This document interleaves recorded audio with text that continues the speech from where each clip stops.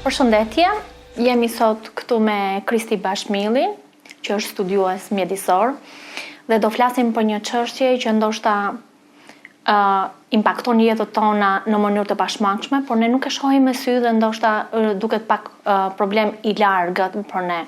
Do të flasim për ndotjen nga mikroplastika dhe se si ajo futet më pas në të gjithë zinxhirin ushqimor, për të mbërritur ndoshta në një konsumator final, siç jemi edhe ne. Kristi, mirë se erdhe. Mirë se u gjeta, dhe faleminderit për ftesën dhe që trajtoni tema të tilla që mendoj që na shërbejnë gjithëve.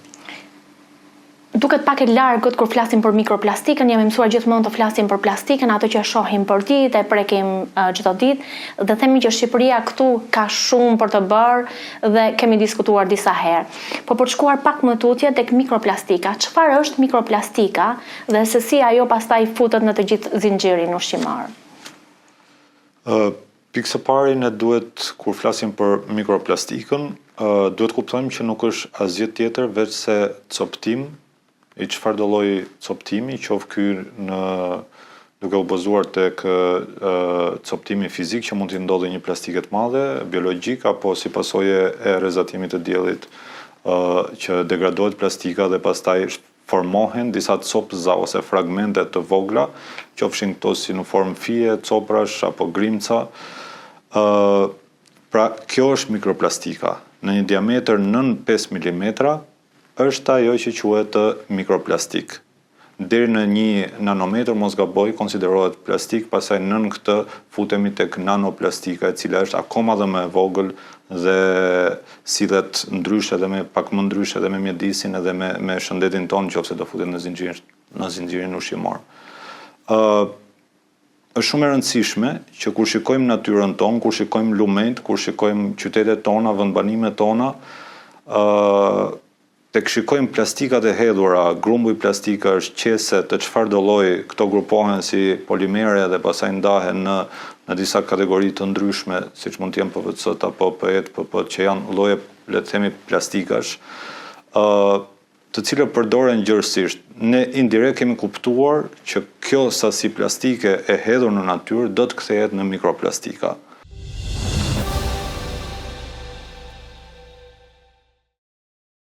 Kjo mund të arrijë deri tek ne, në fakt. Kjo mund të arrijë deri tek ne nëpërmjet disa mënyrave, rrugët më kryesore që ne njohim se si mikroplastikat futen në organizmin tonë apo dhe në organizmat e tjerë të gjallë, është duke u futur e para njëherë duke u gëlltitur apo duke u futur direkt nëpërmjet gojës ose duke u futur nëpërmjet aparatit të frymarrjes, si dhe apo kur pim ujë apo në çdo lloj lëvizje që ne bëjmë për të ushqyer apo për të konsumuar lëngjet.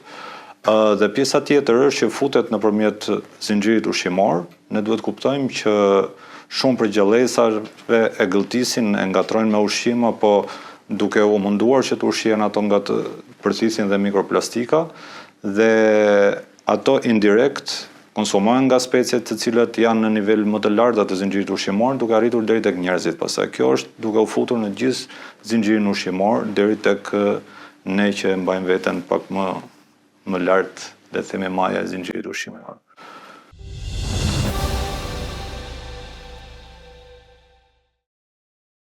Po flasim për mikroplastikën që mund të gjetet edhe në ujëra, në lumenj dhe në ujëra. Në fakt ne jemi dëshmitar të një realiteti të hidhur, po themi, në Shqipëri, se si mbetjet plastike kanë pushtuar çdo cep të vendit.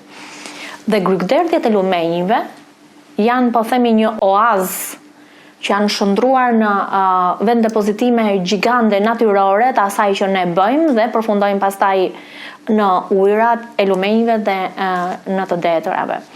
Si e komentoni ju këtë situatë dhe si ndikon kjo në cilësinë e ujërave tanë të detrave dhe të lumenjve? Atëherë, cekëm dhe pak më parë që nëse shikojmë grumbuj plastike, detyrimisht kjo na çon që do të kemi të mendojmë që do të kemi dhe ndotje shumë të lartë nga mikroplastika. Pasi mikroplastika në vetvete, në shpeshherë në shumtat e rasteve është ndotës sekondar i cili vjen nga coptimi i plastikës. Ne shikojmë grumbuj që për vetë faktin janë grumbuj të jashtëligjshëm, Ne i shikojmë këto pranë zonave të banuara, i shikojmë në brigjet e lumenjve, i shikojmë në zona të cilët janë pjesë e shtratit lumit, që do të thotë që lumi kur vjen ose sa po rritet niveli i ujit do t'i marrë ato dhe do t'i spostoj apo do t'i transportoj drejt zonave bregdetare dhe në zonën detare, pra duke ndotur gjithë ekosistemi lumor dhe duke e çuar atë në zonën detare. Kjo ka disa ndikime në fakt. Ndikimet kryesore janë, le ta fillojmë të ajo që ne shikojmë është ndikimi vizual, që ne shikojmë sa keq duken sipërfaqe të tëra që mund të ishin shumë të bukura me bukuri të jashtëzakonshme natyrore, ndikojnë te kjo pjesë, ndikojnë në shqetësimin e specieve të egrave direkt si plastike madhe siç është, domethënë mund të ngatrohen, mund të ngecin apo mund të krijojnë probleme në habitate të caktuar ose për specie të caktuar. Dhe fragmentimi këtyre apo coptimi këtyre pastaj na sjell atë që është dhe ndotja e sipërfaqeve ujore, trupave ujor, me mikroplastika. E theksojmë këtë sepse nga një studim i fundit në mos gaboj 2022-shit, në rezulton që të paktën në disa matje në kompleksin ligatinor Kunevain dhe Grykderdhja e Drinit që ndodhet aty, është vërejtur prania e mikroplastikave në ujë. Në mos gaboj është diku te 370 deri në 700 fragmente mikroplastike për litër ujë, dhe këto janë sasi të konsiderueshme, le të themi, por ajo që është më e rëndësishme në këtë fazë që jemi është që është vërtetuar që mikroplastika kanë ndodhur ujërat tanë. Janë ujëra bregdetar që kanë ndodhur, por kjo, po të kishe monitorime sistematike dhe monitorime më gjithëpërfshirëse, do të shikonim që nisur edhe nga sasia e plastikës që kemi në natyrë, do të shikonim që edhe trupat e tjerë ujor do të kishin vlerat e larta të ndodhjes me mikroplastik. Duke ju referuar të njëjtit studim, studimi citon që mikroplastika është gjendur jo vetëm në ujëra, por edhe në speciet që jetojnë aty në këto ujëra, siç janë ngaforret. Por ne ajo që kemi parë, domethënë është që ka një mungesë, po themi, ka një boshllëk në studimin e pranisë së mikroplastikës. A mos ka ardhur koha që vërtet duhet I kushtohet një rëndësi e veçantë dhe duhet merret seriozisht studimi dhe I këtij faktori?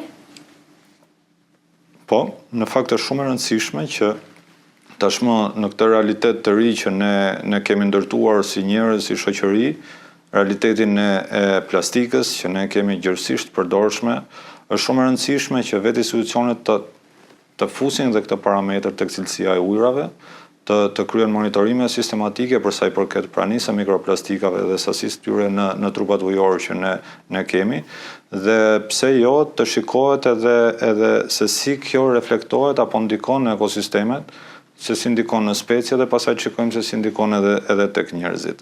Për gjithë botën në fakt është, le të themi, një temë relativisht e re e viteve të fundit që është faqur si problematikë shqetësuese tashmë, se deri para disa vitesh ne na shqetësonte vetëm plastika si pjesë e madhe, në fakt nuk kishim marrë shpesh si shoqëri me mikroplastikën. Tashmë shikojmë që mikroplastika po përmendet gjithmonë më shpesh në qeveri, në politikë bërje nga organizata ndërkombëtare që merren me mbrojtjen e mjedisit.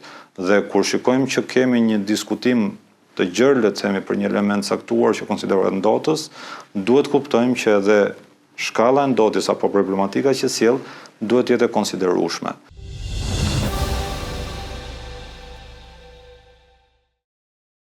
Duhet shikojmë që Bashkimi Evropian ka nisur disa politika në fakt për të ulur ndotjen nga mikroplastika.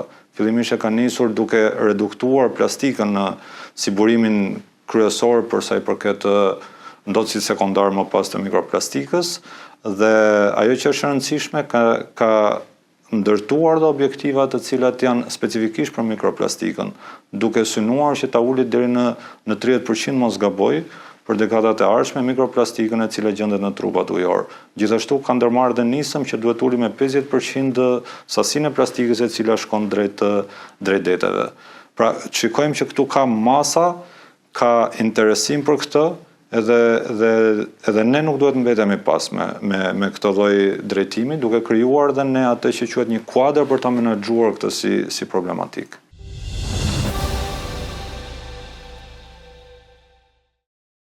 Ne në fakt deri tani kemi ndërmarrë masa apo politika të vazhdueshme për menaxhimin e mbetjeve, dhe ndoshta e vetmja masë konkrete ka qenë reduktimi i qeseve plastike, por që dhe ajo nuk është se funksionoi shumë mirë. Sa i përket menaxhimit të mbetjeve, që pastaj sjell edhe këtë pasojë tjetër që është mikroplastike, ju si e konsideroni? Kemi dështuar kapitulli 27 që duket do jetë më i vështirë për tu... Nuk mund të them që kemi dështuar, gjithmonë ka probleme. Ne shikojmë që reformat caktuara mund të dështojnë patjetër. Ne shikojmë që problematika të theksuara ka në implementimin e ligjeve dhe strategjive që janë veçanërisht për menaxhimin integruar të mbetjeve. Ne pam një reformë pak vite më përpara që përmbys hierarkinë e mbetjes, hierarkinë e menaxhimit të mbetjeve, që nuk u dha shumë fokus i duhur parandalimit të gjenerimit të mbetjeve dhe më pas riciklimit dhe gjitha të tjera, por e pam që shkuam direkt te incinerimi. Nuk funksionoi mirë, pati problemet e veta, nuk pati vetëm problemet të skemës së mbetjeve, pati problemet e tjera me sa gjithë ne i dim, por ajo që duhet përmendur është që ne duhet të mendojmë qartësisht dhe të veprojmë në mënyrë sa më strategjike kur flasim për menaxhimin integruar të mbetjeve. Është e patolerueshme që ne në vitin 2026 të shikojmë akoma mbetje plastike apo mbetje urbane të shpërndara gjithandej. Këto janë mbetje të cilat konsiderohen të papranueshme nga pikpamja ligjore, që patjetër duhet të ishin në një vend të përshtatshëm ku më pas menaxhohen në formën që qeveria apo institucionet e kanë menduar, por është e patolerueshme që ne t'i shikojmë në mjedis. Është e patolerueshme sepse Shqipëria jo pak para ka investuar në skemat e menaxhimit të mbetjeve, jo pak përpjekje, angazhime apo donatorë ndryshëm, strategji, pra është harxuar një energji e jashtëzakonshme për të menaxhuar këto mbetje, dhe ne vim në një pikë ku ne po mendojmë dështimin. Po e mendojmë dështimin sepse realisht e shikojmë kudo në natyrë dhe e shikojmë kudo edhe në vendbanimet tona.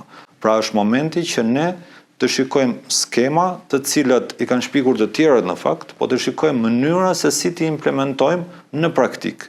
Ligji apo VKM-ja në mos gaboj për parandalimin e qeseve me film të Hall, që ishte një nisëm e mirë, le të themi, dhe ne nga këto nisma marrim mësime, dhe një nga mësimet që ne morëm aso kohë, ne jemi gjithë dëshmitar që për një periudhë të caktuar kohore, kur institucionet e kishin seriozisht implementimin e kësaj, kjo filloi të funksiononte dhe ne pam supermarkete, linjë supermarketesh, apo pam edhe dyqanet e lagjeve dhe kudo që nuk po jepnin më qese të holla.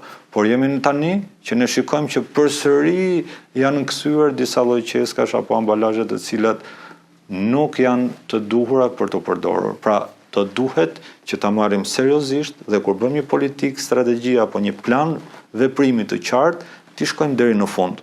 Dhe nëse do t'i shkojmë deri në fund, më e pakta që mund të bëjmë është të reduktojmë plastikën, që indirekt kemi reduktuar burimin kryesor edhe të mikroplastikës.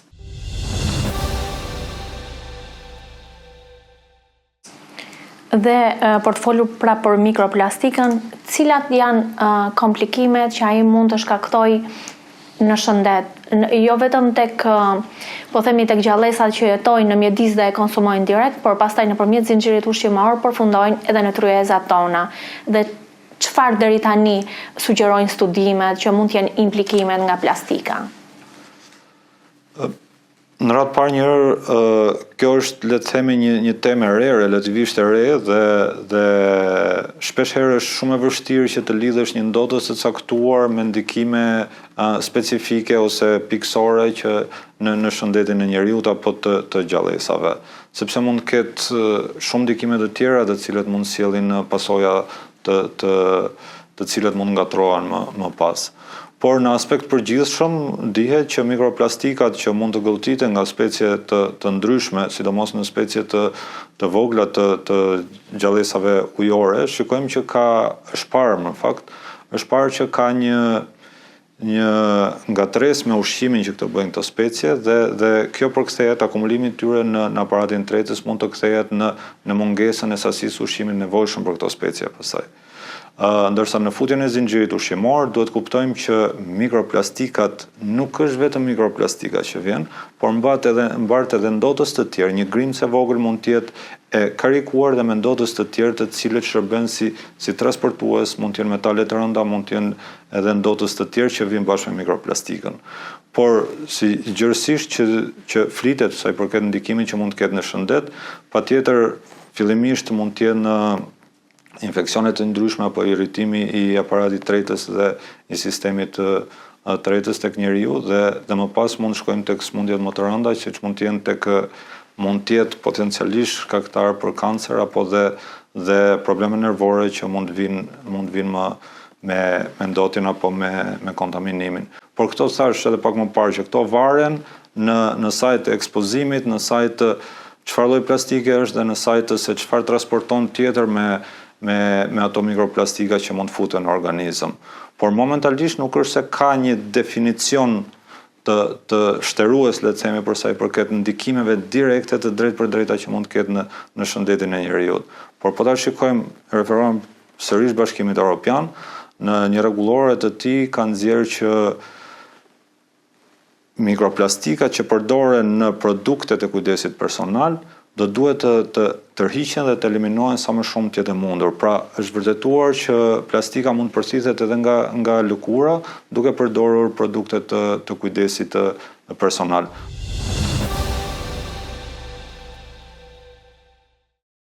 Kjo do thot shampo, detergjent. Varësisht produkteve të caktuara, mund të jenë edhe këto që përmbajnë element plastike në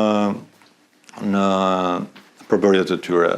Dhe është shumë e rëndësishme të kuptojmë që në fakt shpesh flitet për plastikat fare të vogla që janë nanoplastikat, që është kokriz akoma më e vogël se sa mikroplastika, është thjesht dimensione, që këto mund përfundojnë deri në indet e njerëzit apo dhe specieve të ndryshme, që janë pjesa akoma më të vogla të cilat mund përthithen shumë lehtë nga organizmi. Ka pasur studime ka qarkulluar së fundmi të paktën një lajm, një studim që mikroplastika është gjetur edhe në trurin e një pacienti. Janë të vërteta, pra mikroplastika mund të udhtoj kaq shumë dhe të qëndroj kaq shumë në trupin e një njeriu? Teorikisht qëndron, praktikisht duhet parë rast pas rasti dhe unë nuk e kam si informacion, domethënë nuk e kam lexuar si studim apo si rast mund të jetë kështu, po teorikisht studimet thonë që kjo mund të udhtojë gjërësisht në trupin e njeriu deri në tru. Në praktik nuk duhet parë rast pas rasti.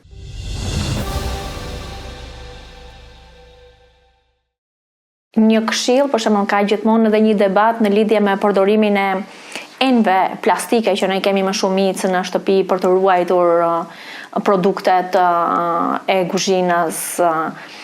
Sugjerohet të përdoren apo do ishte më mirë që ato të zëvendësohen? A mundemi ne të shkëputemi plotësisht nga plastika në këtë kohë që jetojmë?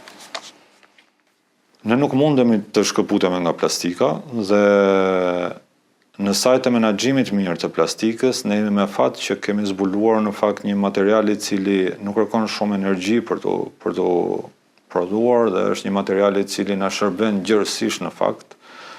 Ajo që ne duhet kujdesemi është të kujdesemi për atë që quhet mos ta tejkalojmë me përdorimin e plastikës, ta shmangim aty ku duhet shmangur dhe të tregojmë kujdes mbi llojin e plastikës të cilët përdorim për qëllime të ndryshme.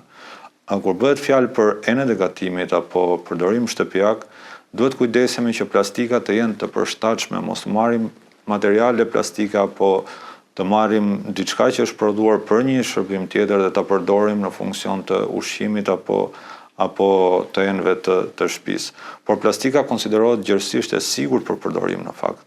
Dhe ajo që është e rëndësishme tashmë është se ne duhet të reduktojmë plastikën për pasojat zinxhiri që ajo sjell, jo për të mirat që ne marrim në fakt. Dhe në shumë raste ne duhet shikojmë të hedhim syt nga materiale të biodegradueshme, të cilat nuk janë të dëmshme qoftë për organizmin e njeriut, por qoftë edhe nuk janë shumë të dëmshme apo nuk kanë ndikime në natyrë. Pra shpërbëhen shumë më shpejt se sa plastika dhe gjurma e ndikimit është shumë herë më e vogël. Por ajo që duhet kujdesemi është që të minimizojmë sa më shumë të mundemi gjenerimin e mbetjeve të plastikës.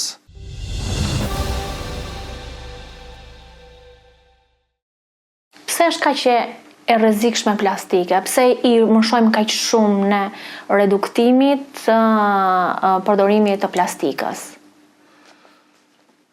Si çdo material tjetër, në radhë të parë është shfrytëzim i burimeve natyrore.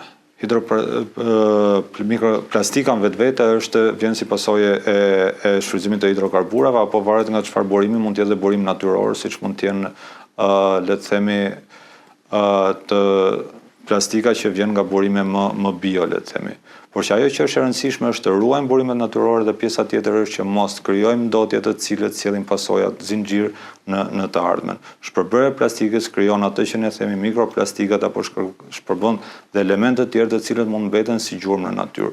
Në mjedise të ndryshme, kjo mund shkaktojë ndikime të ndryshme, sidomos në trupat ujor, në gjallësat ujore, apo edhe ajo që është plastika e madhe mund të shkaktojë edhe atë që ne shikojmë si shkatrim vizual, apo ajo që duket që ne i themi mbetjet që janë të shpërndara, dhe kjo mund të na ndikojë. Pra, edhe për produktet e tjera, ne duhet jemi të konservuar, le të themi, të reduktojmë sa më shumë të mundemi. Por tashmë po flasim për plastikën sepse shikojmë që ka një përdorim gjërësisht. Masiv, le të themi. Por ne nuk mund ta shmangim dot totalisht, por duhet kujdesemi për ta minimizuar dhe të shmanget atëherë kur nuk është e nevojshme. Faleminderit Kristi. Faleminderit për gjitha shpjegimet dhe për këtë bisedë të këndshme. Faleminderit juve, dhe ne shpresojmë shumë që të kemi sa më pak plastik të hedhur në natyrë, dhe të kemi sa më shumë parandalim dhe sa më shumë riciklim të saj në mënyrë që të mbrojmë dhe burimet natyrore.